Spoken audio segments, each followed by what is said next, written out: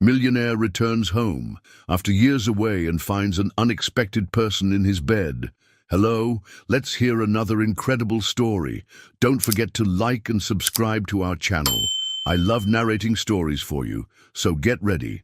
Let's start. The late August heat clung to Jordan Reynolds' skin as he stood before the wrought-iron gates of Magnolia Estate. 15 years had passed since he'd last seen these gates, yet they remained unchanged, still adorned with the intricate pattern of leaves his great-grandfather had commissioned nearly a century ago. The paint had chipped in places, revealing rust underneath, like scars on an aging face. Jordan loosened his silk tie, a gesture that felt symbolic of the suffocation creeping up his throat. The sun was setting behind the mansion, casting long shadows across the gravel driveway where his rental car sat idling. New York City felt a world away from this corner of Louisiana, where time seemed to move as slowly as molasses in winter. "You can do this," he muttered to himself, pressing the remote. The gates groaned open, with a sound that transported him back to his teenage years, to midnight escapades and stolen kisses under the sprawling oak trees that lined the property. The house loomed before him, a grand antebellum structure with its characteristic white columns and wraparound porch. In the fading light, the windows seemed to watch him, their dark panes reflecting his approach like judgmental eyes. Jordan had spent the last 15 years building an empire in Manhattan's concrete jungle. But here, surrounded by the whispers of magnolia trees and cricket songs, he felt like that scared 20-year-old boy again. His father's attorney had been clear. The estate needed to be handled in person. No amount of money or influence could change that fact. Richard Reynolds, stubborn in death as he had been in life, had made sure his son would have to return home to claim his inheritance. Jordan parked his car and grabbed his overnight bag from the trunk. He'd packed light, planning to stay only as long as necessary to sign the papers and arrange for the property's sale. The house key was exactly where Mr. Patterson, the family lawyer, said it would be, under a decorative stone turtle beside the front steps. The foyer welcomed him with the familiar scent of lemon furniture polish and old wood. Jordan's footsteps echoed on the hardwood floors as he made his way up the grand staircase. Each step stirred clouds of memories. His mother's laughter echoing through the halls before her death, his father's stern voice calling him to his study, and softer memories, a girl's warm brown eyes and gentle smile that he'd tried so hard to forget. He paused at the top of the stairs, his hand resting on the balustrade. The house felt different without his father's commanding presence. Smaller, somehow, despite its generous proportions. The hallway stretched before him, lined with family portraits that tracked generations of Reynolds men, all of them rooted to this land, except for him. His old room was at the end of the hall, its door slightly ajar. Jordan frowned. Mr. Patterson had assured him the house had been closed up since his father's death 3 months ago, yet there was something about the way the door stood open that suggested recent activity. Fatigue weighed heavily on his shoulders as he approached. The 14-hour day of travel and emotional tension had taken its toll, and all he wanted was to collapse into bed, even if it meant sleeping in his childhood room. He pushed the door open. The room was not as he'd left it. Gone were the football trophies and college pennants. The walls, once covered in movie posters, now wore a soft sage-green paint. The furniture had been rearranged, and the old twin bed replaced with a queen-size 4-poster. But what stopped his heart wasn't the room's transformation, it was the woman asleep in his bed. She lay on her side, dark hair spilling across his pillow, one hand tucked beneath her cheek. The last rays of sunset filtered through the gauzy curtains, painting her face in warm gold tones. Jordan stood frozen in the doorway, his bag slipping from nerveless fingers to thud softly on the carpet. Naomi Brooks. The sound startled her awake. She blinked, confusion clouding her features before recognition dawned. In that moment of transition between sleep and wakefulness, her face was open, unguarded, showing the same gentle beauty that had haunted his dreams for 15 years. Then the walls slammed up. Naomi sat bolt upright, drawing the light summer quilt around her as if it were armor. "Jordan!" Her voice was husky with sleep, but her eyes had hardened into chips of amber ice. "What are you doing here?" They spoke simultaneously, their words colliding in the space between them. Jordan stepped into the room, his shock giving way to anger. "I think I should be asking that question. This is my house." "Your house?" Naomi's laugh was sharp, brittle. "You haven't set foot in this place for 15 years. You didn't even come home for your father's funeral." The accusation hit its mark. Jordan's jaw tightened. "I had business obligations." "You always did." Naomi swung her legs over the side of the bed. She was wearing a faded t-shirt and cotton shorts, casual clothes that somehow made the situation more intimate, more uncomfortable. "But then, running away was always your specialty, wasn't it?" "I didn't run away." The denial felt hollow even as he spoke it. "And I left to build something of my own, away from my father's control." "Is that what you tell yourself?" Naomi stood, and Jordan was struck by how small she seemed, barely reaching his shoulder. Yet her presence filled the room, charged with 15 years of unspoken words and buried pain. "Why are you here, Naomi?" He forced his voice to remain level, professional. This was just another negotiation, he told himself, just another deal to close. She lifted her chin, a gesture so familiar it made his chest ache. "Because your father asked me to stay, because someone needed to care for him when he got sick, because someone had to love this place when you wouldn't." The words hung in the air between them, heavy with implications Jordan wasn't ready to face. He ran a hand through his hair, a nervous gesture he thought he'd left behind with his youth. "Look, I'm tired. I've been traveling all day. Can we discuss this in the morning? There's a guest room down the hall." Naomi's voice was cool, controlled. "This is my room now." "Your room." Jordan's eyebrows shot up. "In my house. Your father made certain arrangements before he died." A shadow passed over her face. "But you'd know that if you'd bothered to come see him in the hospital." The guilt he'd been suppressing surged up, threatening to choke him. Jordan grabbed his bag, his movements sharp with suppressed emotion. "Fine, we'll sort this out tomorrow. But don't get too comfortable, Naomi. I'm selling the place as soon as the paperwork's finished." He turned to leave, but her voice stopped him at the door. "Some things can't be solved by throwing money at them, Jordan. Some things you have to face." Jordan didn't turn around. He couldn't bear to see the expression on her face, couldn't risk seeing the hurt he knew would be there. Without another word, he stepped into the hallway and pulled the door closed behind him. In the darkness of the corridor, surrounded by the weight of his ancestors, portraits, Jordan leaned against the wall and closed his eyes. The scent of jasmine drifted through an open window. Naomi's favorite flower. She'd always kept a pot of it on her windowsill in high school. He was supposed to be here for a few days at most, sign the papers, sell the property, return to his real life in New York. Simple, clean. But nothing about Naomi Brooks had ever been simple or clean. And as he made his way to the guest room, Jordan couldn't shake the feeling that his carefully constructed world was about to unravel, one buried secret at a time. Dawn crept through the guest room windows, painting unfamiliar shadows on the wall. Jordan had barely slept, tossing and turning on a mattress that felt like it was stuffed with memories instead of cotton. The room still held traces of his mother's decorating touch, delicate floral wallpaper, antique brass fixtures, and a vanity mirror that had witnessed countless Reynolds family dramas unfold. He rose early, driven by habit rather than rest, and made his way downstairs. The kitchen, at least, should be neutral territory. But as he approached, the smell of fresh coffee and something sweet baking stopped him short.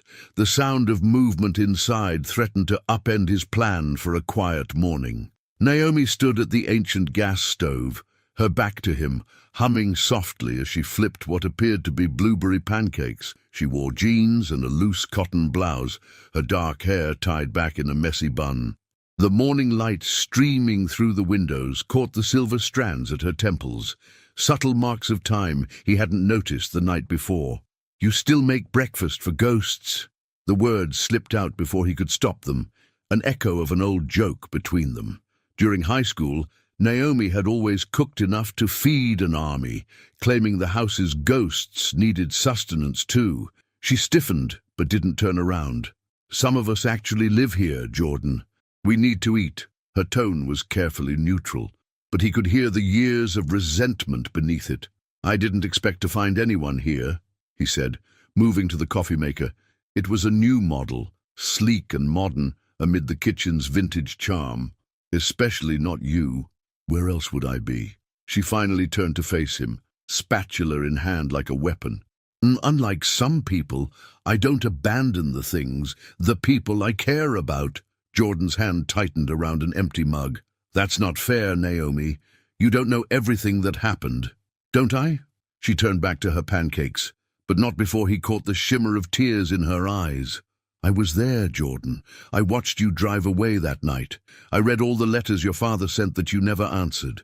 I held his hand in the hospital while he asked for you with his last breath." The mug clattered against the counter as Jordan set it down too hard. "He made it impossible for me to stay. You know that." "Did I?" Naomi's laugh was bitter as she stacked pancakes on a plate. "All I know is that one day you were here, promising me forever, and the next you were gone. No explanation, no goodbye. Just a note saying you had to leave and not to wait for you."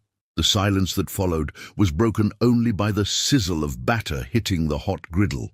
Jordan watched as Naomi moved around the kitchen with familiar ease, knowing exactly where everything was kept. This was her domain now, he realized. She belonged here in a way he no longer did. "I'm sorry," he said finally, the words feeling inadequate. "About my father. About not being here." "Don't!" Naomi's voice cracked. "Don't apologize unless you mean it, unless you're ready to explain why you really left." Before Jordan could respond, a door slammed somewhere in the house, followed by the sound of running footsteps. Naomi's eyes widened in alarm. "I need to check something," she said quickly, turning off the stove. "Help yourself to breakfast. I'll be right back." She hurried from the kitchen, leaving Jordan alone with a stack of perfect pancakes and more questions than answers. He sank into one of the kitchen chairs, the same ones that had been there since his childhood. The morning sun streamed through the windows, catching dust motes in its beam. Something about the way Naomi had rushed out bothered him. There was more happening here than she was telling him. Jordan reached for a pancake, remembering mornings before school when Naomi would sneak in early to cook breakfast for him and his father. She'd always known how to make this house feel like a home, even when it was at its coldest. Now she was doing it again, but for whom? The sound of whispered voices drifted from the hallway, too faint to make out the words. Jordan stood, drawn toward the sound, but before he could investigate, Naomi reappeared in the doorway. Her face was composed, but her hands trembled slightly as she smoothed her blouse. "Sorry about that," she said, not meeting his eyes. "Just had to take care of something." "Naomi," Jordan began, but she cut him off. "We need to talk about the house," she said firmly, "about your plans to sell it." "Yes, we do." He studied her face, trying to read the emotions she was working so hard to hide. "But first, I think you need to tell me what's really going on here. Who else is living in this house?" Naomi busied herself with cleaning up the kitchen, her movements sharp and anxious. "It's complicated, Jordan. Everything about this situation is complicated." "Then uncomplicate it for me." He stepped closer, close enough to smell the familiar scent of her shampoo, lavender and honey, just like before. "What aren't you telling me?" She looked up at him then, and the pain in her eyes made him step back. "Well, you lost the right to ask me questions 15 years ago," she said softly, "when you decided this house, and everyone in it, wasn't worth staying for." The words hung between them like physical things, sharp and dangerous. Outside, a bird called, and somewhere in the house, a door closed quietly. Jordan couldn't shake the feeling that he was missing something vital, something that would make sense of Naomi's defensive behavior and the whispered voices. "And I have a meeting with Patterson at 10, he said finally, "to discuss the estate. Will you be there?" I have to be. Naomi's smile was sad. Your father made sure of that. She turned away, effectively ending the conversation. But Jordan remained rooted in place. The morning light caught her left hand as she reached for a dish towel. No ring, he noticed. Had there been anyone else in her life during these 15 years? The question burned in his throat, but he had no right to ask it. As he headed upstairs to shower and change for the meeting, Jordan couldn't shake the feeling that he'd walked into a story that had continued without him, its pages filled with characters and plots he knew nothing about. And somewhere in this house, hidden in the shadows of his past, lay a truth that Naomi was desperately trying to protect. He paused on the landing, his attention caught by something he hadn't noticed the night before, a child's drawing tacked to the wall. It showed the mansion, rendered in crayon with painstaking detail, right down to the magnolia trees. In the corner, written in careful cursive, "For Grandpa Richard." Jordan stared at the drawing, his mind racing. Grandpa Richard. His father had never mentioned having grandchildren. But then again, there were so many conversations they'd never had, so many years of silence between them. The whispered voices, Naomi's nervous behavior, the plural "we" pieces of a puzzle were shifting into place. But the picture they formed was still too frightening to contemplate. Jordan forced himself to turn away from the drawing and continue up the stairs. In a few hours, he'd meet with Patterson. Maybe then he'd finally get some answers. But deep down, he already knew. Whatever secrets this house held were about to change his life forever. Patterson and Associates occupied the same red-brick building on Main Street that it had for the past 40 years. Jordan remembered coming here as a child with his father, the leather chairs too big for his small frame, the tick-tock of the grandfather clock marking time like a metronome of tedium. Now, as he pulled his rental car into the parking lot, those memories felt like scenes from someone else's life. Naomi's car was already there. A modest blue Honda Civic that seemed to embody everything about her practical nature. She'd left the house before him, citing errands to run, though Jordan suspected she'd wanted to avoid another confrontation over breakfast. The reception area hadn't changed. Same dark wood paneling, same oil paintings of hunting dogs, same elderly receptionist who'd been ancient when Jordan was a boy. Mrs. Blackwood peered at him over her reading glasses, recognition dawning slowly on her face. "Little Jordan Reynolds," she said, her southern accent thick as honey, "though I suppose you're not so little anymore." "Hello, Mrs. Blackwood," he managed to smile. "Is Naomi already here? In Mr. Patterson's office?" She gestured toward the familiar door. "Along with some other interested parties." "Other parties?" Jordan frowned. Who else could have a stake in his father's will? The heavy oak door opened before he could knock. Thomas Patterson stood in the doorway, as rotund and red-faced as Jordan remembered, though his hair had gone completely white. The lawyer's expression was unreadable as he extended his hand. "Jordan, good to see you, son. Please, come in." The office was a time capsule of dark leather and mahogany, dominated by a massive desk that had witnessed generations of Reynolds family business. Naomi sat in one of the client chairs, her posture rigid. Beside her was an elderly woman Jordan recognized as Regina Carter, his father's housekeeper of 30 years. But it was the third person in the room who caught his attention, a silver-haired man in wire-rimmed glasses who Jordan had never seen before. "Dr. William Knox," Patterson said, following Jordan's gaze. "Your father's personal physician during his final months." Jordan took the remaining chair, acutely aware of Naomi's presence beside him. She wore a simple black dress, professional and understated, but her hands were clasped tightly in her lap, knuckles white with tension.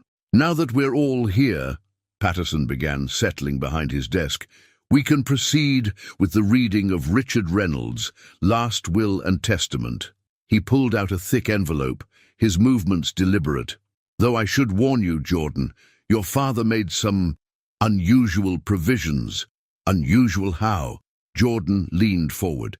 "I thought everything was straightforward. The house, the investments, the family trust." Patterson cleared his throat. Your father made significant changes to his will in the months before his death, changes that directly affect the disposition of Magnolia Estate. What changes? Jordan's voice sharpened. Out of the corner of his eye, he saw Naomi shift uncomfortably in her chair. The estate, Patterson continued, cannot be sold without unanimous consent from all beneficiaries, and there are certain conditions that must be met before any transfer of ownership can occur. Beneficiaries, plural. Jordan looked around the room. What exactly are you saying? Patterson removed several documents from the envelope. Your father left Magnolia Estate in joint trust. The beneficiaries are you, Jordan, and... He paused, glancing at Naomi. Your son, Elijah Brooks Reynolds. The room went absolutely still. Jordan felt as though all the air had been sucked out of his lungs. Slowly, he turned to look at Naomi, who sat with her eyes closed, tears tracking silently down her cheeks. My son. The words felt foreign in his mouth. That's not possible. I don't have a son. You do. Dr. Knox spoke up gently. I've been his physician since birth. 14 years old. Bright boy. Has your mother's eyes and your father's love of chess.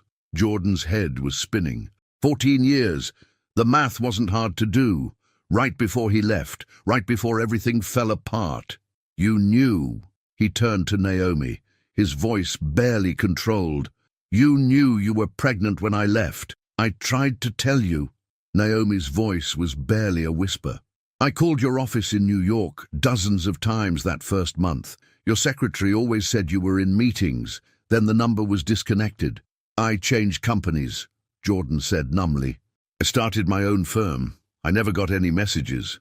Richard knew, Regina spoke up, her weathered face kind but firm.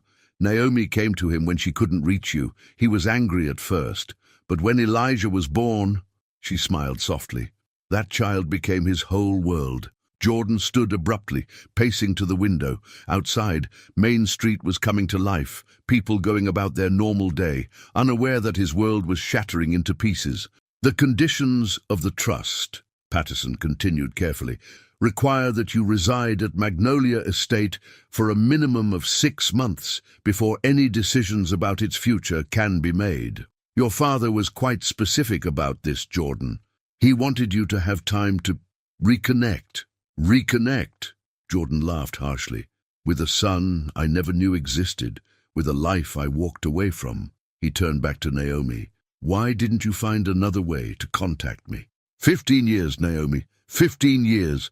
Don't you dare. Naomi stood, her voice shaking with fury. Don't you dare make this my fault. You're the one who left. You're the one who cut all ties. You're the one who decided your ambitions were more important than... She stopped, pressing her hand to her mouth. Than what? Jordan demanded. Than us, she finished quietly. Than everything we could have been. Patterson cleared his throat. There's more. The will includes letters, one for each of you, and... He hesitated. There's a video. Richard recorded it in his final week. Jordan sank back into his chair, feeling the weight of his father's machinations even from beyond the grave. Play it, he said hoarsely. Patterson nodded to Regina, who moved to close the curtains while he set up a laptop. The screen flickered to life, and suddenly Richard Reynolds filled the screen, gaunt but still commanding, sitting in his study at Magnolia Estate. Jordan! His father's recorded voice filled the room, strong despite his obvious illness. If you're watching this, I'm gone, and you're finally home. There's so much I should have said when I had the chance. So many mistakes we both made. But Elijah, his father's face softened. He's the best of all of us, son. The best of you. Though you never gave yourself the chance to see it, I'm leaving you this choice because it's the only way I know to give you what I never could, a chance to be a better father than I was. Jordan couldn't look away from the screen, from the father he'd spent 15 years trying not to become. Richard's next words hit him like physical blows. Your son plays chess in the garden every afternoon, just like you used to. He reads business journals at breakfast, trying to understand the world you work in. He has your determination, your quick mind, and thank God, his mother's heart. Richard leaned closer to the camera. Don't make my mistakes, Jordan. Don't let pride and fear cost you the love of your child. 6 months, that's all I'm asking. 6 months to know your son, to understand what family really means. After that, if you still want to sell the estate, if you still want to walk away, that's your choice to make. But make it with your eyes open this time. The screen went dark, leaving the room in heavy silence. Jordan became aware that his cheeks were wet. When had he started crying? "The letters," Patterson said softly, holding out 2 envelopes. "Richard wanted you each to read these privately." Jordan took his with trembling fingers, his father's distinctive handwriting blurring before his eyes. Beside him, Naomi clutched her own letter like a lifeline.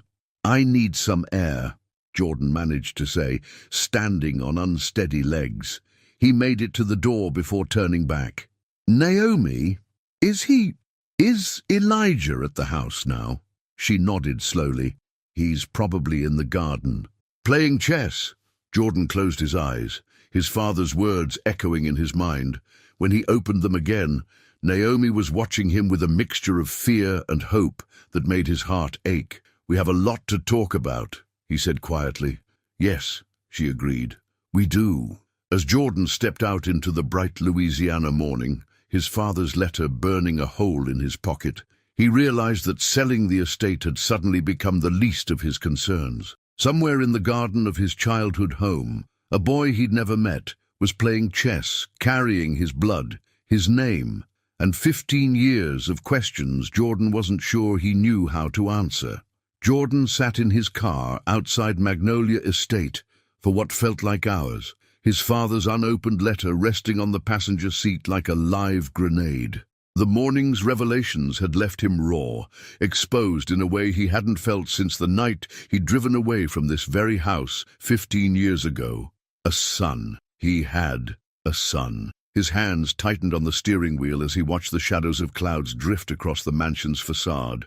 Somewhere behind those walls, a 14-year-old boy was playing chess, carrying his blood, his name, and none of his memories. Finally, with trembling fingers, Jordan picked up the letter. The envelope was thick, heavy with the weight of unspoken words. He broke the seal and unfolded several pages covered in his father's bold handwriting. "My son, if you're reading this, then Patterson has already shown you the video and told you about Elijah. I imagine you're angry. You have every right to be, but before you make any decisions, before you let that anger drive you away again, there are things you need to know. I failed you, Jordan. Not just at the end, when I gave you that impossible ultimatum, but long before. After your mother died, I turned my grief into ambition, my love into expectations. I tried to shape you into the man I thought you should be, never seeing the man you already were. When Naomi came to me, terrified and pregnant, my first instinct was rage. But then I remembered how your mother looked the day she told me about you, that same mix of fear and fierce determination. I had a choice then, just as I'd had a choice after we lost her. This time I chose differently. Elijah was born on a Thursday in September. He came into this world screaming his lungs out, just like you did. When I held him for the first time, I saw your eyes looking back at me, and I knew I had been given a second chance, not just at being a grandfather, but at understanding what I'd lost with you. I've watched him grow into an extraordinary young man. He has your mother's kindness, your quick mind, and Naomi's unfailing strength. He knows about you. We made sure of that. Not the anger or the ultimatums or the bitter words we exchanged that last night. He knows you're a businessman in New York, successful and driven. He reads about your company in the financial papers. Last year, he did his school project on corporate innovation, using your renewable energy initiatives as his main example. He plays chess every day at the garden table where I taught you. Sometimes, when I watched him studying the board, I'd see your expressions on his face. That same furrow between the brows when he's concentrating. The same slight smile when he's about to make a winning move. I know I have no right to ask anything of you. My actions drove you away, and the price of that mistake has been paid by too many innocent people. But I'm asking anyway, stay, get to know your son. Let him know you, not the successful businessman he's read about, but the father he's wondered about his whole life. The trust conditions aren't just legal maneuvering. They're my last attempt to give you both what you deserve. Time. Time to understand each other. Time to heal old wounds. Time to become the family you should have been from the beginning. There's a chess set in my study, the one your grandfather gave me, the one I taught you on. It's yours now. Or rather, it's yours to pass on when you're ready. I love you, son. I should have said it more when I had the chance. Don't make my mistakes. Don't let pride and fear cost you another 15 years. Your father, Richard Jordan, lowered the letter, his vision blurred.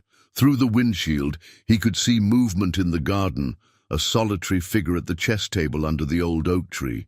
His heart clenched as he watched the boy, Elijah, move a piece, then circle the table to play from the other side, playing alone, just like Jordan used to. Before he could second-guess himself, Jordan was out of the car and walking toward the garden. His shoes crunched on the gravel path, alerting Elijah to his presence. The boy looked up, and Jordan felt the air leave his lungs. His father was right. Those were his eyes, set in a younger face that somehow combined his features with Naomi's in a way that made perfect, heartbreaking sense. Elijah's dark hair fell across his forehead, just like Jordan's had at that age, and his posture held that same mixture of confidence and uncertainty that Jordan remembered from his own teenage years. "You must be Jordan," Elijah said. His voice steady despite the slight tremor in his hands as he set down a chess piece. "Mom said you were coming back. She didn't tell me about you," Jordan managed to say. "I'm sorry, that sounds... I just found out." "I know." Elijah gestured to the empty chair across the chess table. "Grandpa said you might not know about me. He said sometimes grown-ups make complicated decisions that seem simple at the time." The wisdom in those words, so clearly learned from Richard, made Jordan's chest ache. He moved closer to the table, noting the position of the pieces. "You're playing Petrov's defense." Surprise flickered across Elijah's face. "You know chess?" "Your grandfather taught me on this same table, actually." Jordan touched the weathered wood, memories flooding back. "Though I never managed to master Petrov's defense." "I could teach you," Elijah offered, then quickly added, "if you're staying." Mum wasn't sure. The hope and uncertainty in his son's voice made Jordan's decision for him. He pulled out the chair and sat down. "I'm staying, at least for a while." He gestured to the board. "Show me what I've been missing." As Elijah began explaining the intricacies of the opening move, his initial hesitation giving way to enthusiasm, Jordan caught movement at the house. Naomi stood at the kitchen window, watching them, her expression a complex mixture of fear, hope, and something else. Something that reminded Jordan of summer evenings long ago, when their whole lives stretched before them like an unwritten story. "Your move," Elijah said, bringing Jordan's attention back to the game. Jordan studied the board, seeing not just the pieces but the metaphor they represented, black and white, past and present, choices and consequences all laid out in neat squares. Somewhere in the back of his mind, he heard his father's voice from the video. "Don't let pride and fear cost you the love of your child." He moved his knight, opening up a line of attack but also making himself vulnerable. "Your turn," he said softly. Elijah's fingers hovered over a pawn, his face showing the same concentration Jordan had seen in the mirror countless times. In that moment, watching his son calculate moves on the same chessboard where he'd learned the game, Jordan understood what his father's letter had tried to tell him. Some games aren't about winning or losing, they're about learning to play together, one move at a time. After their third game of chess, the Louisiana heat had driven Jordan and Elijah inside. Jordan couldn't stop watching his son's movements, the way he pushed his hair back when he was thinking, how his fingers drummed against his leg when he was nervous, the slight tilt of his head when he was curious. It was like watching a highlight reel of his own mannerisms mixed with Naomi's graceful gestures. "And Mom usually makes dinner around 6, Elijah said, carefully putting away the chess pieces. His hands lingered on the black knight. Grandpa said this set is older than all of us put together. It belonged to your great-grandfather, Jordan confirmed, remembering the weight of these same pieces in his young hands. He had it made in London before World War II. I know.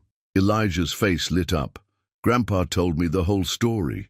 How great-grandpa James smuggled it out of London during the Blitz, piece by piece in his coat pockets, because it was the only thing he had left from his father. Jordan blinked, surprised. His father had never told him that part of the story. Another reminder of all he'd missed, all the moments and memories that had been created in his absence. The kitchen door swung open, and Naomi appeared, her hair now tied back in a loose braid. She'd changed into jeans and a soft blue sweater that Jordan remembered buying her for Christmas the year before he left. The fact that she'd kept it, that she still wore it, made something twist in his chest. "I thought we could eat in the dining room," she said, her voice carefully neutral. "Unless you'd prefer—" "The dining room is perfect," Jordan cut in, recognizing the olive branch for what it was. The formal dining room had always been reserved for special occasions in the Reynolds household. "I'll help set the table," Elijah offered, already moving toward the china cabinet.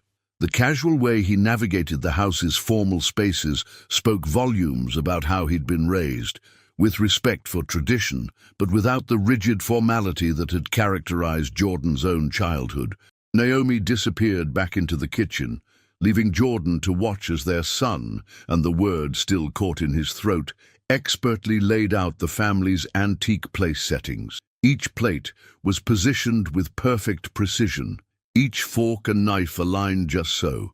"Mum taught me how to set a proper table when I was 8, Elijah explained, catching Jordan's surprised look. "She said it's important to know how to make people feel welcome, even if you're nervous yourself." The words hit Jordan like a physical blow. How many lessons had Naomi imparted to their son? How many moments of guidance and growth had he missed?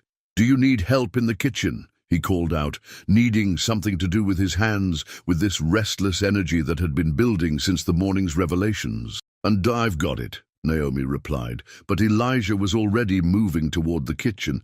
"Mom always says yes when she means no," he stage whispered to Jordan. "Come on, I'll show you where everything is. Well, where everything is now." She rearranged the whole kitchen last year because Grandpa couldn't reach the high cabinets anymore. Jordan followed his son into the kitchen, where Naomi was pulling a casserole from the oven. The smell of herbs and roasted chicken filled the air, reminding Jordan of Sunday dinners from his youth. "You still make your grandmother's recipe," he said softly, recognizing the distinctive blend of seasonings. Naomi's hands stilled momentarily on the oven mitts. "It's Elijah's favorite." She hesitated, then added, "It was yours too." "Still is," Jordan admitted. Their eyes met over the steaming dish, and for a moment he saw a flicker of the girl he'd fallen in love with at 17. "Elijah, would you get the salad?" Naomi broke the moment, turning to gather serving utensils. Their son moved with practiced efficiency, pulling a large bowl from the refrigerator. "I made the dressing," he announced proudly. "Grandpa's recipe. He said the secret is—" "A splash of sherry vinegar," Jordan finished, "and a pinch of fresh tarragon." Elijah's face lit up. "You know it. Your grandfather taught me that recipe when I was about your age." Jordan smiled, remembering those rare, peaceful moments in the kitchen with his father. "He said a man should know how to make at least one thing perfectly. He told me the same thing." Elijah's excitement was palpable. But he said I should learn to make 3 things perfectly, because standards have gone up since his day." The laughter bubbled up before Jordan could stop it, and to his surprise, Naomi joined in, her hand covering her mouth. "That sounds exactly like Richard," she said, shaking her head. "Always updating his wisdom for the modern age." They carried the food into the dining room together, and Jordan couldn't help but notice how naturally they moved around each other, Naomi and Elijah, anticipating each other's movements with the ease of long practice. He felt like an intruder in their well-choreographed dance, and yet they kept making space for him, unconsciously adjusting their rhythm to include him. The conversation over dinner started hesitantly, punctuated by long silences and careful glances, but gradually, Elijah's natural enthusiasm began to bridge the gaps. "Did you really build your company from scratch?" he asked, helping himself to more casserole. "The article said you started with just one small, renewable energy project." Jordan nodded, surprised by his son's knowledge of his business, a solar installation for a community center in Brooklyn. "The budget was tiny, but we made it work. That led to more projects, and eventually, the Windsor Heights development." Elijah's eyes shone. "The first fully sustainable luxury apartment complex in Manhattan. I used that as my case study for my business class presentation." "Business class?" Jordan looked at Naomi questioningly. "Advanced placement," she explained, a hint of pride in her voice. "Elijah's taking some high school courses early. He has a gift for numbers." "Like father, like son," Elijah said cheerfully, then froze, seeming to realize the weight of his words. The silence that followed was deafening. Jordan stared at his plate, his throat tight. "Like father, like son. But which father? The one who'd left, or the grandfather who'd stayed?" "I have your mother's chess trophies," Naomi said suddenly, "from when she was state champion. Richard gave them to me when we were setting up the study for Elijah. Would you like to see them?" Jordan looked up, startled. He'd forgotten about his mother's trophies, packed away after her death when the grief was still too raw. "You kept them?" "Of course." Naomi's voice was soft. "They're part of your history, part of Elijah's history." "Can we look at them after dinner?" Elijah asked, his earlier discomfort forgotten in the face of this new connection to his family's past. "Mom never told me Grandma was a chess champion." "She was brilliant at it," Jordan said, finding his voice. "She could see patterns nobody else could see, combinations that seemed impossible until she made them work." He smiled at his son. "That's probably where you get your talent from." The rest of dinner passed in a blur of stories, carefully chosen ones that skirted the painful parts of the past while celebrating the connections that bound them together. Jordan learned that Elijah had his mother's love of literature along with his head for numbers, that he played baseball but preferred chess, that he'd inherited Jordan's allergy to strawberries and Naomi's inability to carry a tune. As they cleared the table together, Jordan caught Naomi watching him with an unreadable expression. "What?" he asked quietly, while Elijah was in the kitchen. "You're good with him," she said. "Natural, like—" She shook her head. "Like you were never gone." The words held both praise and accusation, and Jordan felt their double edge keenly. "I've missed so much," he said. "Yes," Naomi agreed, but her voice was gentler than before. "But you're here now, and Elijah?" She glanced toward the kitchen, where their son was loading the dishwasher, humming tunelessly to himself. "He's been waiting his whole life to know you." Before Jordan could respond, Elijah bounded back into the room. "Ready to see the trophies? They're in the study, and maybe after, we could play another game of chess. I want to show you this opening move Grandpa taught me. He said it would have driven you crazy trying to counter it." Jordan looked at Naomi, silently asking permission. "Go ahead," she said. "I'll make coffee." As Jordan followed his son toward the study, he realized that somewhere during dinner, the house had stopped feeling like a monument to his past. Instead, it had become something new, a space where past and present were weaving together, creating possibilities he'd never dared to imagine. Behind him, he heard Naomi start to sing softly as she made coffee, still off-key after all these years. The familiar sound made him smile, even as his heart ached with the weight of 15 years of missed moments. But ahead of him, Elijah was talking excitedly about chess strategies and business models, building bridges across the years of silence with every word. One step at a time, Jordan thought.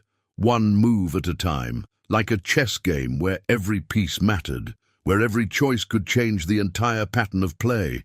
And maybe, just maybe, there was still time to learn how to play this game right. "Too many ghosts," he admitted, leaning against the doorframe. "You still make hot milk with honey when you can't sleep." "Some habits die hard." She reached for a second mug from the cabinet. "Want some?"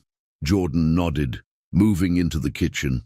The domesticity of the moment felt dangerous, like handling a beautiful but fragile thing. He watched as she added a spoonful of honey to each mug, stirring with the same careful precision she'd always used. "Elijah does this too," she said quietly, passing him a mug. "When he has trouble sleeping, usually before big tests or baseball games." "What else?" The question slipped out before Jordan could stop it. "What else did I miss?" Naomi's hands tightened around her mug. She moved to sit at the kitchen table, and after a moment's hesitation, Jordan joined her. His first word was, "Book," she began, her voice soft with memory. "A day he was 9 months old, sitting in Richard's lap while your father read him the financial pages, of all things. He started walking at 11 months, right across this kitchen floor, straight into Regina's arms.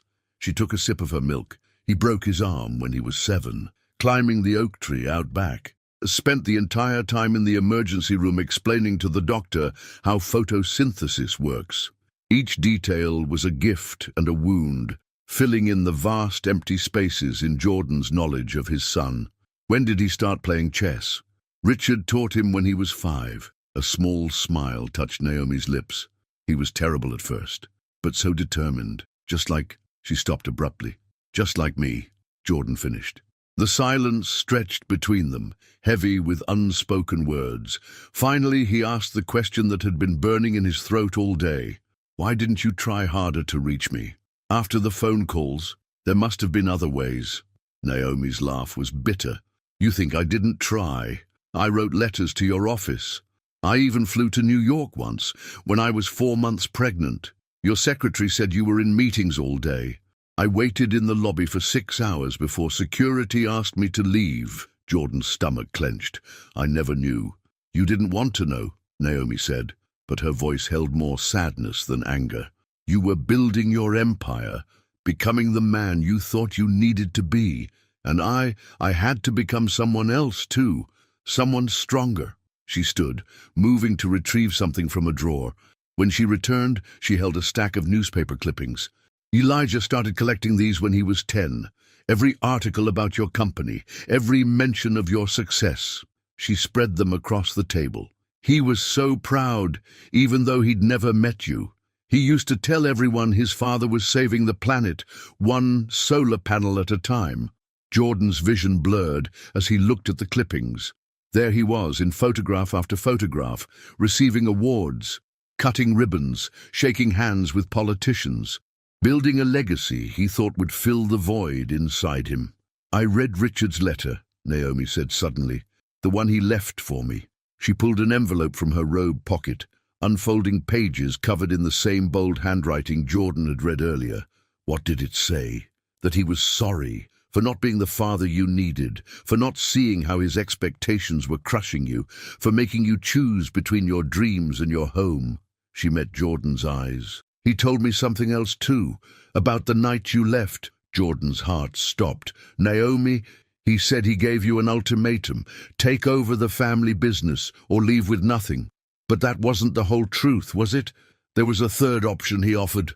The old pain rose up, sharp and fresh. "He said I could stay, work for him, learn the business, but I had to end things with you first.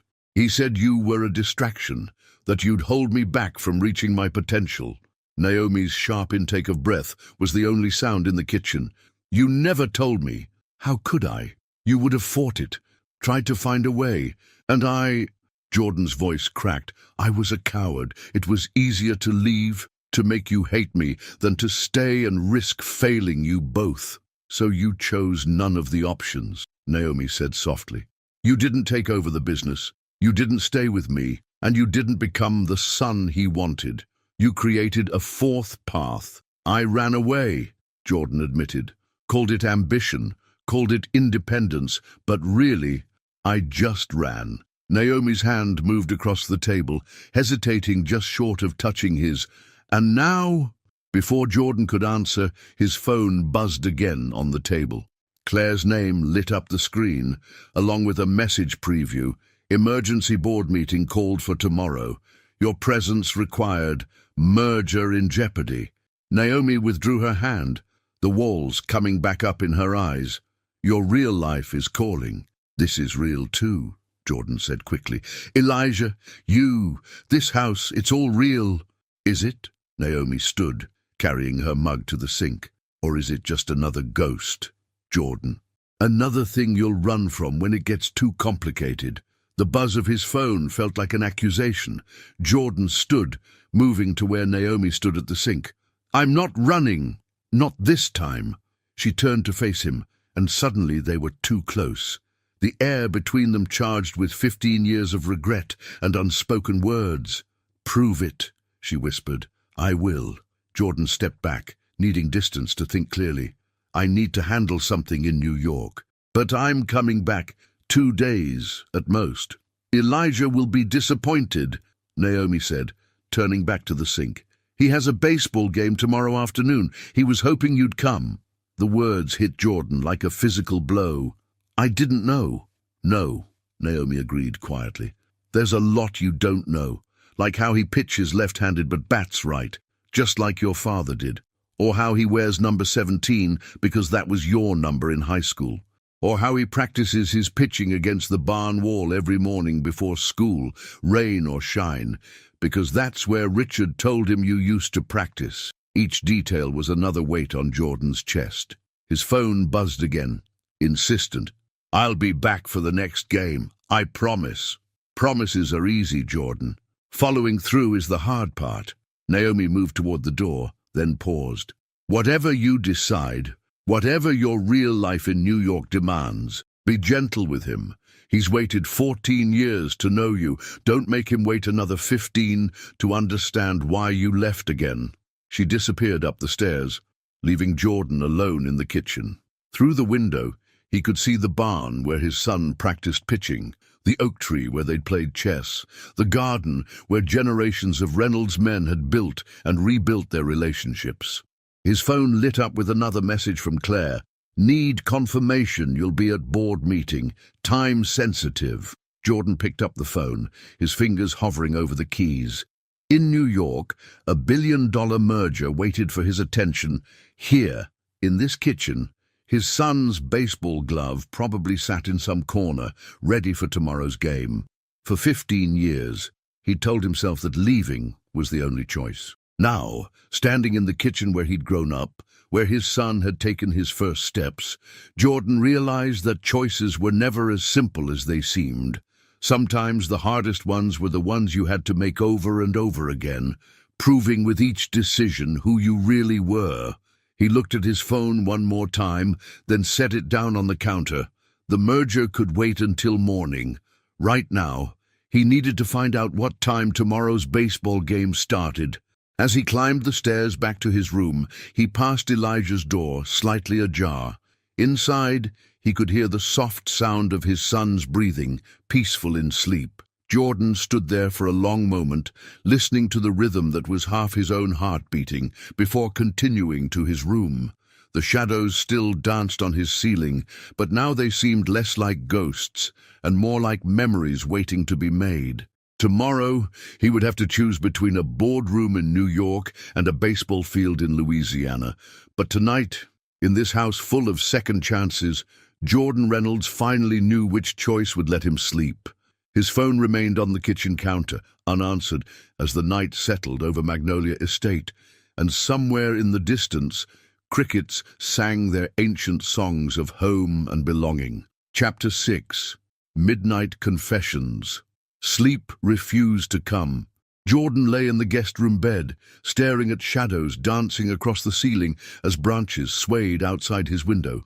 The day's events played on repeat in his mind.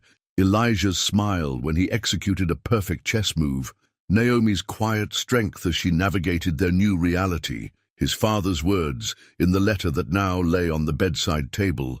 His phone had been buzzing periodically throughout the evening, emails from the office, messages from his executive team, a particularly insistent series of texts from Claire, his CFO, about an upcoming merger. The life he'd built in New York felt simultaneously distant and demanding, like a persistent tug on his sleeve while he tried to focus on something more important. A soft creak in the hallway caught his attention. Through the gap under his door, he saw the shadow of feet passing by, followed by the subtle sound of someone descending the stairs. Naomi had always been a night wanderer when something troubled her. Apparently, that hadn't changed. Before he could second-guess himself, Jordan got up. He pulled on jeans and a t-shirt, padding barefoot down the familiar path to the kitchen. The sight that greeted him was so achingly familiar, it stole his breath. Naomi at the kitchen island, warming milk in a small pot, her face illuminated by a single dim light above the stove. She looked up at his entrance, unsurprised. Couldn't sleep either. "Too many ghosts," he admitted, leaning against the doorframe. "You still make hot milk with honey when you can't sleep.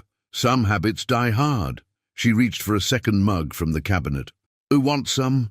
Dawn found Jordan already dressed and in his father's study, laptop open on the mahogany desk. The merger documents filled his screen, hundreds of pages representing months of work and billions in potential revenue. Claire's increasingly urgent messages had continued through the night, each one a reminder of the life he'd built, waiting impatiently for his return. "You're up early." Jordan looked up to find Elijah in the doorway, already dressed in his baseball uniform, royal blue and white, the Pine Grove Panthers logo emblazoned across his chest. The sight of his son in the number 17 jersey made Jordan's throat tight. "Big day at the office," Jordan said, then immediately regretted the words as disappointment flickered across Elijah's face. "Right. Mom mentioned you might have to go back to New York." Elijah's fingers played with the baseball glove in his hands, old leather, well-oiled and broken in. "It's okay. I understand. Important meetings and stuff." The practiced casualness in his son's voice was worse than any accusation. Jordan looked at his laptop screen, then back at Elijah. "What time's your game?" 3 o'clock. We're playing Riverside. They're top of the league, but coach thinks I might get to start as pitcher." Elijah's enthusiasm broke through his careful indifference. "Grandpa always said the Reynolds arm was made for baseball. He used to tell me stories about when you played." Jordan closed his laptop. "Tell you what, why don't you show me your warm-up routine? I used to have a special technique for fastballs." Elijah's face lit up. "Really? But what about your meeting?" "The meeting can wait." Jordan stood, surprising himself with how easy the decision felt. Some things are more important. They headed out to the barn, the morning air still cool and heavy with dew. Elijah's practiced movements as he warmed up spoke of countless mornings spent here alone, perfecting his form against the weathered wall. "Mom, video's all my games," Elijah said, throwing a practice pitch. She said she was saving them, in case you ever wanted to see them." The words hit Jordan like a physical blow. How many games had Naomi sat through alone, recording every moment for a future that might never come? How many times had Elijah looked into the stands, hoping to see a face he'd only known from newspaper clippings? His phone vibrated in his pocket. Claire again, no doubt. But Jordan was watching his son's pitching form, noting how his shoulder turned, just like Richard had taught him, how his follow-through mirrored the technique Jordan himself had used 20 years ago. "Your curveball needs work," he found himself saying. "Here, let me show you." The next hour passed in a blur of instruction and practice, father and son falling into an easy rhythm. Jordan's phone continued to buzz occasionally, but the sound seemed to come from another world, one that mattered less with each pitch his son threw. When they finally headed in for breakfast, Naomi was in the kitchen, preparing Elijah's traditional game day breakfast of whole wheat pancakes and scrambled eggs. She looked between them, both slightly sweaty, dirt on their knees, matching grins on their faces, with an expression Jordan couldn't quite read. "The New York office called the house phone," she said carefully. "Twice." Jordan nodded, the weight of responsibility settling back on his shoulders. "I need to make some calls." In his father's study, Jordan stared at his phone. 27 missed calls, 43 text messages, and 16 emails, all marked urgent. He took a deep breath and dialed Claire's number. "Finally!" His CFO's voice was tight with stress. "Jordan, the board is assembled. Harrison is threatening to pull out of the merger if you're not here in person to address his concerns. We're talking about the biggest deal of your career. Tell me you're on your way to the airport." Jordan looked out the study window. Elijah was back at the barn, practicing his new curveball technique. Naomi stood watching from the kitchen door, her hand pressed against the glass. "I can't make it," he said. "What do you mean you can't make it?"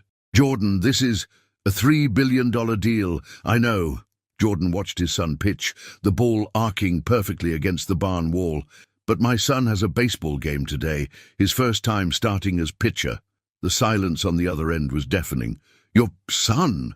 It's complicated, Claire, but I'm not leaving. Set up a video conference. Get Harrison on the line.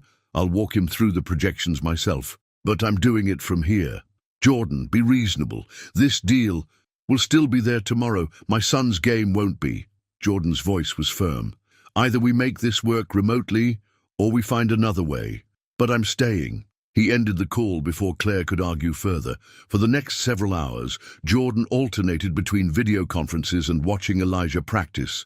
He walked Harrison through the merger details while sitting in his father's study, the room where he'd once dreamed of escaping the family business. Now, surrounded by photographs of 3 generations of Reynolds men, he found himself fighting to keep his business running from the very house he'd fled. By 2:30, they were pulling into the Pine Grove High School parking lot. The baseball field was exactly as Jordan remembered it. The slightly rusty bleachers, the patched-up scoreboard, the ancient oak trees providing scattered shade for spectators. "Nervous?" he asked Elijah as they walked toward the dugout. "A little." Elijah gripped his glove tighter. "Mom usually sits behind home plate. Says it's the best view for filming. Mind if I join her?" The smile that spread across his son's face was answer enough. As Elijah jogged off to join his teammates, Naomi appeared beside Jordan, camera in hand. "You stayed," she said softly. "I stayed." Jordan watched as their son warmed up with his teammates, number 17 bright on his back. "I've missed too many games already." They found seats behind home plate, shoulders almost touching in the cramped bleachers.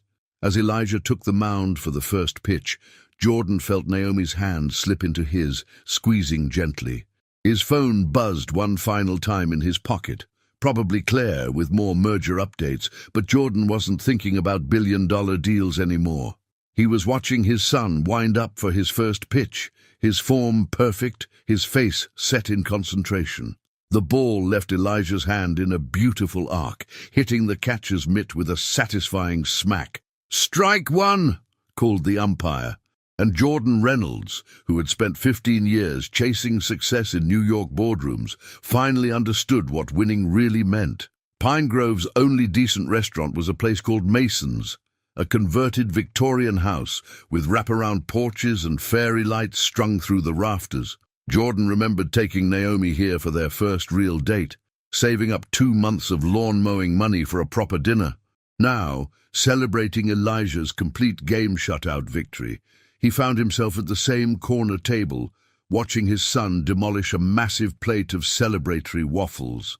"And then in the 7th inning," Elijah was saying, his words tumbling out between bites, "when Coach wanted to pull me, Grandpa's voice just sort of popped into my head. He always said, 'A Reynolds never leaves the mound until the job's done.'" "That sounds like Richard," Jordan agreed, catching Naomi's eye across the table. She was smiling that soft, proud smile he remembered from their youth, the one that made her eyes crinkle at the corners. "You had the same expression," she said quietly, "when Coach came out to the mound, that stubborn Reynolds look." "Mom films everything," Elijah explained, reaching for the syrup. "She says she can prove I got all my bad habits from your side of the family." The easy way he said it, "your side of the family," made Jordan's chest tight. Before he could respond, his phone buzzed for what felt like the 100th time that evening. Claire's name flashed on the screen, along with a text that made his stomach clench. "Harrison pushing for emergency board meeting. Questioning your commitment to company. Need you here ASAP." Jordan slipped the phone back into his pocket, but not before Naomi caught the flash of concern on his face. She'd always been able to read him too well. "Everything okay?" she asked, her tone carefully neutral. Just work stuff. Jordan forced a smile, but Elijah had stopped eating, watching the exchange with those perceptive eyes that missed nothing. You have to go back, don't you? His son's voice was quiet, resigned in a way no 14-year-old's voice should be. Not tonight, Jordan said firmly. Tonight we're celebrating, but, he took a deep breath, I do need to go to New York for a few days, just to sort some things out. The silence that followed was heavy with unspoken fears. Naomi's hand tightened around her water glass, and Elijah became intensely interested in arranging his remaining waffle pieces into precise geometric patterns. I'm coming back, Jordan added quickly. I promise. This isn't like before. I just need to handle some business matters in person. When? Elijah asked, still not looking up. Day after tomorrow.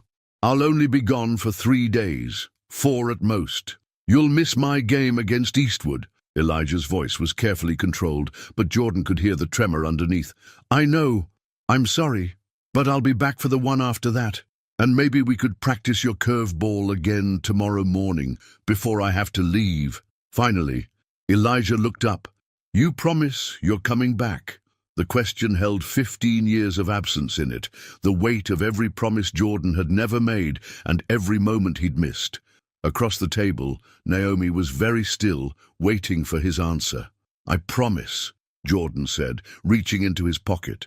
He pulled out his father's pocket watch, the one Richard had given him on his 18th birthday, the only thing he'd taken when he left. Here, hold on to this for me.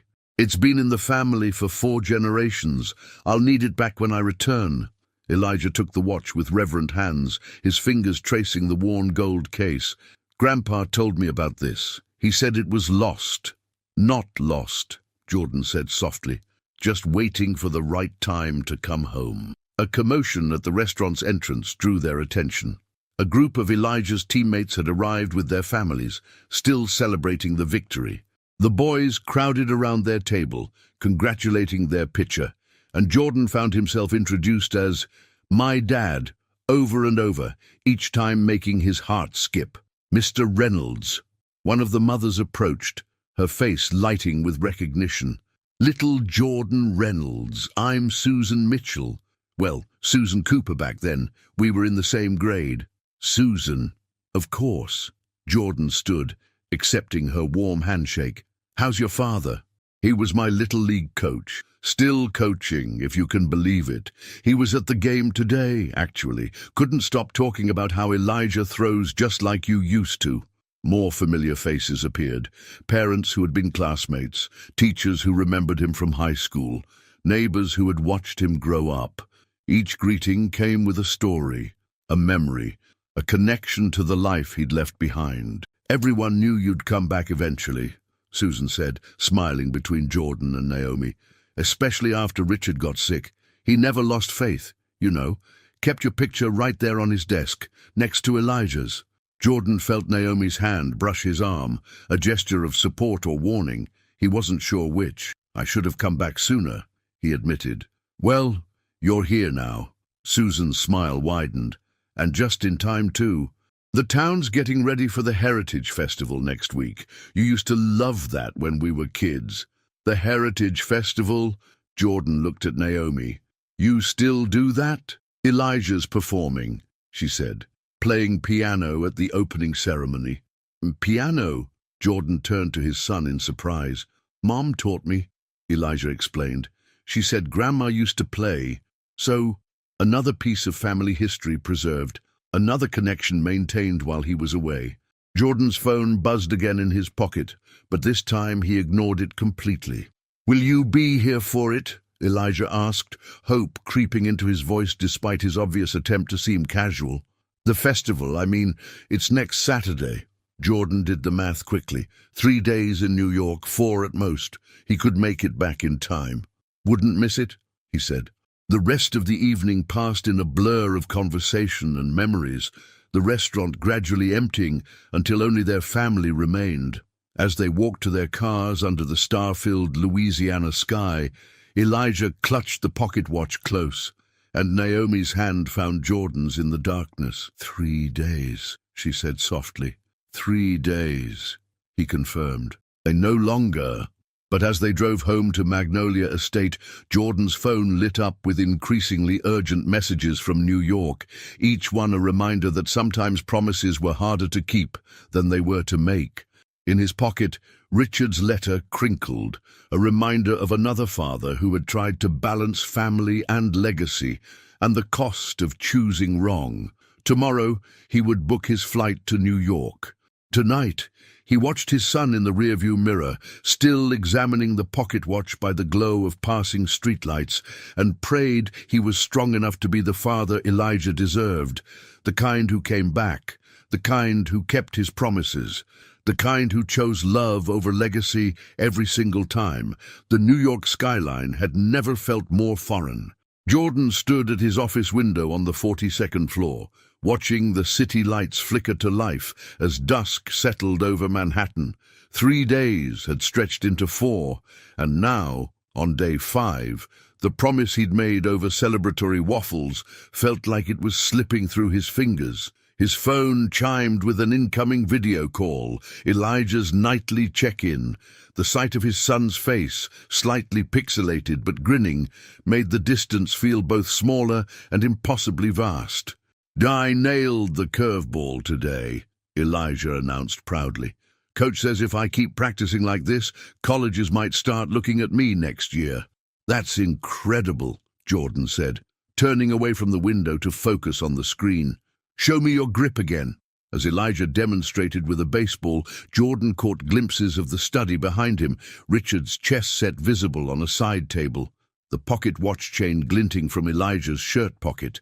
He'd worn it every day since Jordan left, a constant reminder of the promise made.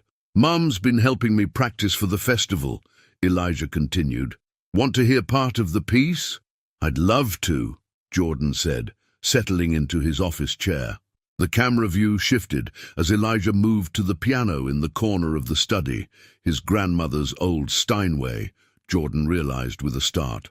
The melody that filled his office was hauntingly familiar, Beethoven's Für Elise, the same piece his mother had played at every heritage festival when he was young. A knock at his office door interrupted the performance. Claire entered, her expression grim, holding a stack of documents. She paused when she saw the video call. "Sorry, Mr. Reynolds, but Harrison's lawyers just sent over the revised terms. They're demanding significant changes to the merger agreement." "I have to go, buddy," Jordan said reluctantly, "but that sounded amazing. Keep practicing." Okay. Elijah's disappointment was visible even through the poor connection. "You're still coming back for the festival on Saturday, right? Mom says we need to know for sure because of the seating arrangements and stuff." Claire cleared her throat meaningfully.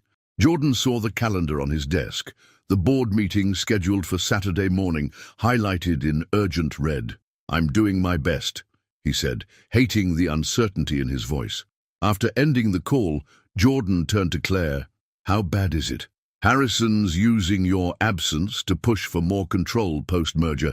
He's suggesting to the board that your personal situation indicates a lack of commitment to the company's future." She placed the documents on his desk. "The emergency board meeting on Saturday is crucial. If we can't convince them, then no." Jordan ran a hand through his hair. "What's our timeline?"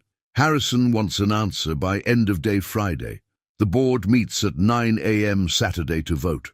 Claire hesitated. "Jordan, if you miss this meeting, if Harrison convinces the board you're not fully committed, I could lose control of my own company," Jordan finished.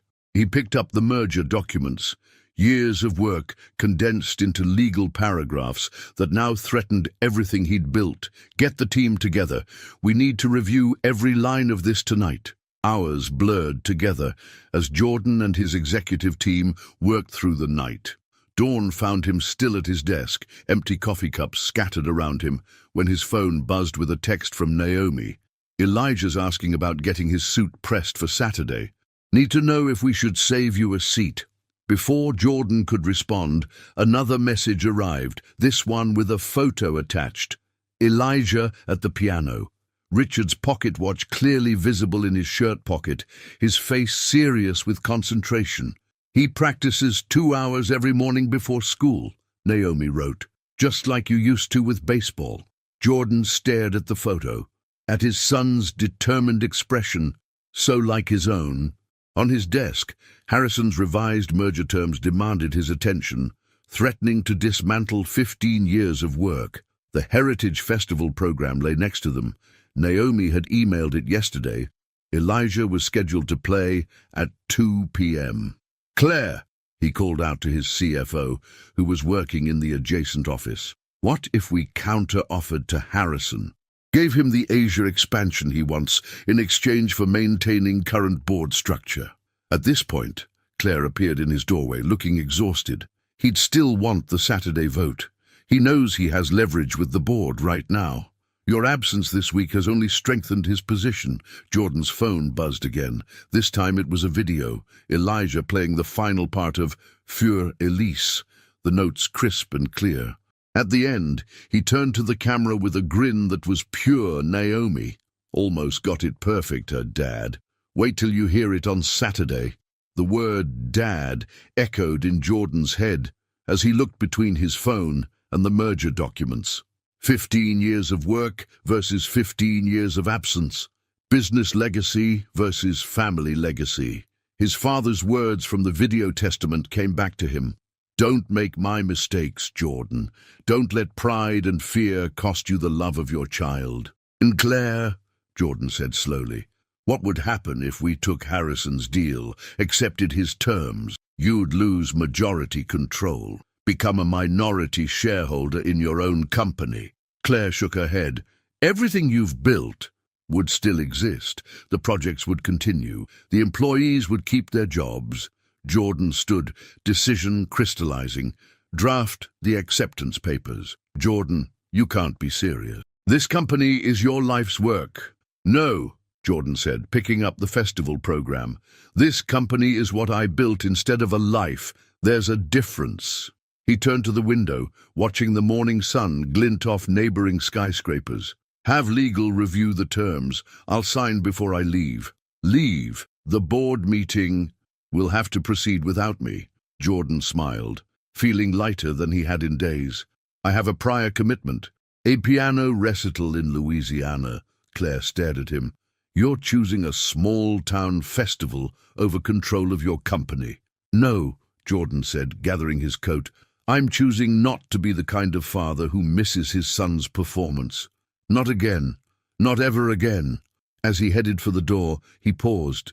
"Oh, and Claire, after the merger goes through, I'm going to need you to look into opening a satellite office in Louisiana, somewhere near Pine Grove." Her surprised laugh followed him into the hallway.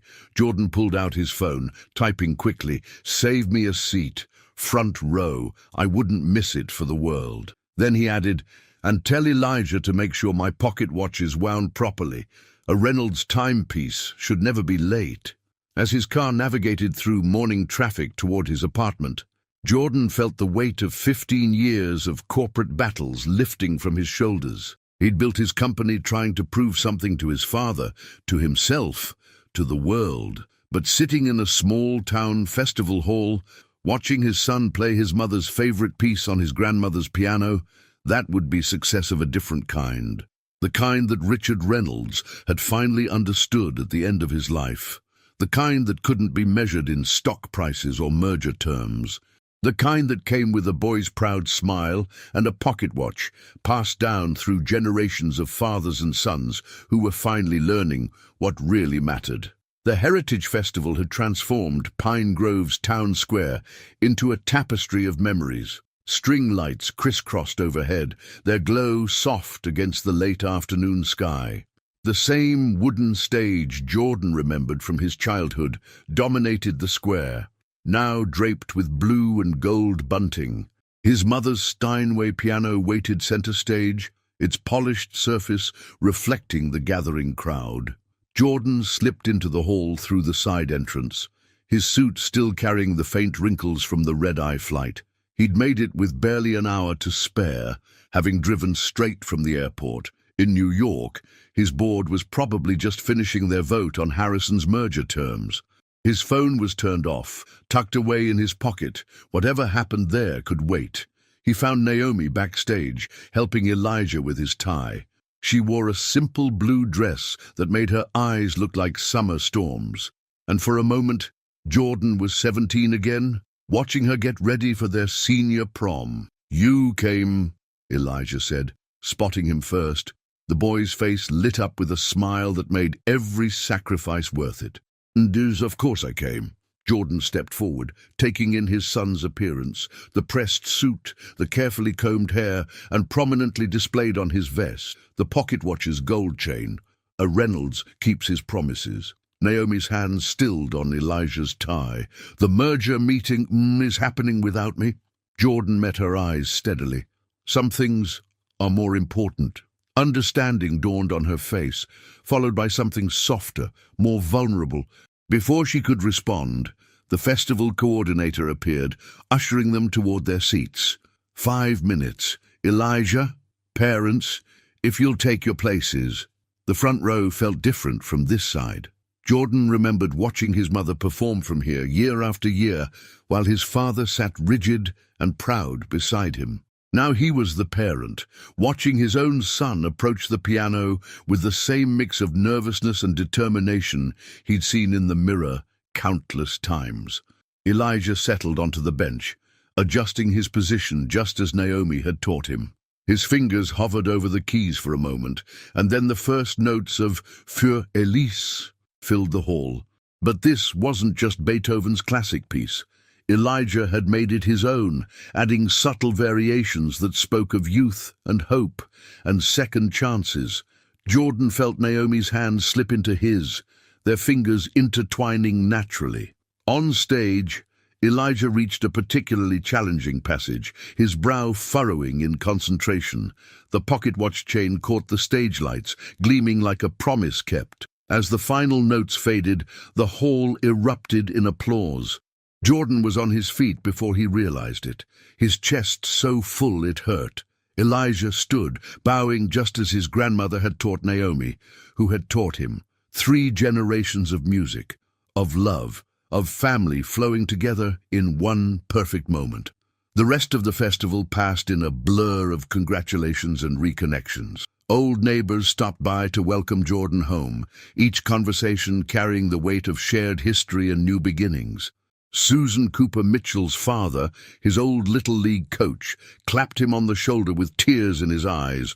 Richard would be proud, the old coach said gruffly, of both his boys.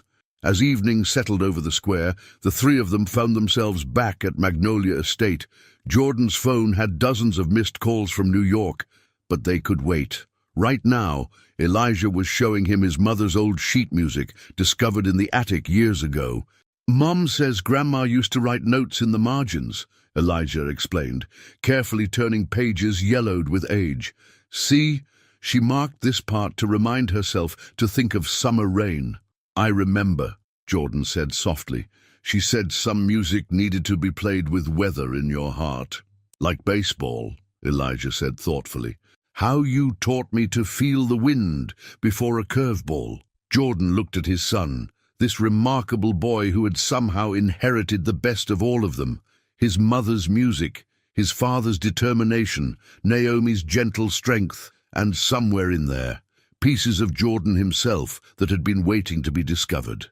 "I got a call from Regina while you were changing," Naomi said, joining them with cups of hot chocolate. "Another festival tradition. She found something in your father's study, a letter he never sent." She handed Jordan an envelope, his father's handwriting instantly recognizable.